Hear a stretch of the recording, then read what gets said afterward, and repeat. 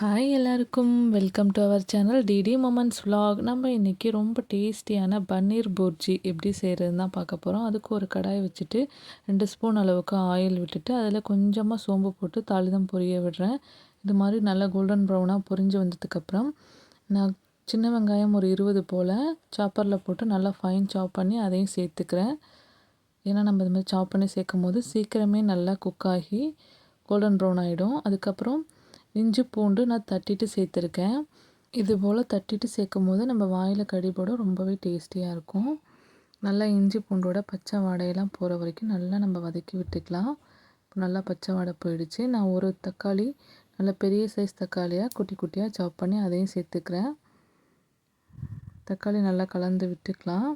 தக்காளி நல்லா சீக்கிரம் குக் ஆகி வரதுக்காக நம்ம இந்த டிஷ்ஷுக்கு தேவையான சால்ட்டையும் நம்ம இப்போயே சேர்த்துக்கலாம்.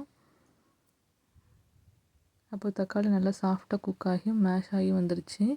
இப்போ நான் காரத்துக்காக கரம் மசாலா சேர்த்துருக்கேன். கரம் மசாலா இல்லைன்னா சிக்கன் மசாலா நம்ம சேர்த்துக்கலாம். 1 ஸ்பூன் அளவுக்கு நான் சேர்த்துருக்கேன்.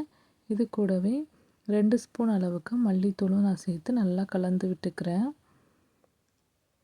இந்த தூளோட பச்சை வாடையெல்லாம் போகிற வரைக்கும் நம்ம நல்லா மிக்ஸ் பண்ணி விட்டுக்கலாம். இதுக்கப்புறம் ஒரு 1/2 கிளாஸ் அளவுக்கு வாட்டர் ஆட் பண்ணிக்கிறேன். ரொம்ப நம்ம வாட்டர் இதில் சேர்க்கக்கூடாது.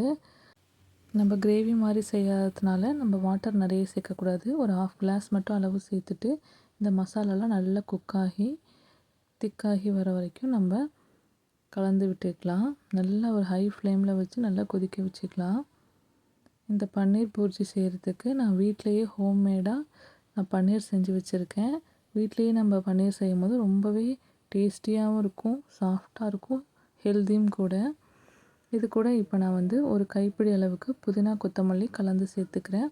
இது நல்லா குக்காகி வரட்டும். பாருங்கள், இந்த மாதிரி நல்லா குக்காகி திக்காகி வந்ததும் நான் ஒரு 200 கிராம் அளவுக்கான பன்னீர் எடுத்து சின்ன சின்ன க்யூப்ஸாக கட் பண்ணி சேர்த்துக்கிறேன். நீங்கள் பன்னீரை துருவியும் சேர்த்துக்கலாம், இல்லை கையால் மசிச்சும் சேர்த்துக்கலாம். ரொம்ப நல்லா தான் இருக்கும். நான் க்யூபாக இன்றைக்கி சேர்த்துருக்கேன். பாருங்கள், தண்ணீர் நான் நிறைய இல்லை, கொஞ்சமாக தான் இருக்குது. இது நல்லா திக்காகி வரணும். ஒரு 3 மினிட்ஸ் போல் நம்ம அப்படியே குக்காக விட்டுடலாம் லோ ஃப்ளேம்லேயே. இப்போ பன்னீர்லேயும் நம்ம மசாலாலாம் நல்லா இறங்கி நல்லா ஜூஸியாக சாஃப்டாக இருக்கும். பன்னீர் எப்படி வீட்டிலேயே ஹோம்மேடாக செய்யலாங்கிற ரெசிபி நம்ம சேனல்லே இருக்குது, செக் பண்ணி பாருங்கள். இப்போ நம்மளோட பன்னீர் புர்ஜி ரொம்பவே சூப்பராக ரெடி ஆகிடுச்சு. நல்லா கொதித்து வந்துருச்சு பாருங்கள். இந்த ஸ்டேஜில் நம்ம நல்லா கலந்து விட்டுக்கலாம். நல்லா திக்காகி மசாலாலாம் நல்லா ஒன்று சேர்ந்து வாட்டர்லாம் நல்லா வற்றி வந்துருச்சு. நம்மளோட பன்னீர் புர்ஜி நல்லா சூப்பராக ரெடியாகி வந்துருச்சு. இது போல் நீங்களும் செஞ்சு பாருங்கள். ரொம்பவே டேஸ்டியாக சாஃப்டாக இருக்கும். நான் இப்போ இதை வீட்டிலையே செஞ்சேன். சப்பாத்தி கூட, மில்லட் சப்பாத்தி கூட நான் சர்வ் பண்ண போகிறேன். ரொம்ப டேஸ்டியாக எம்மியாக இருந்தது. இது போல் நீங்களும் வீட்டில் செஞ்சு பார்த்துட்டு கமெண்ட்டில் சொல்லுங்கள்.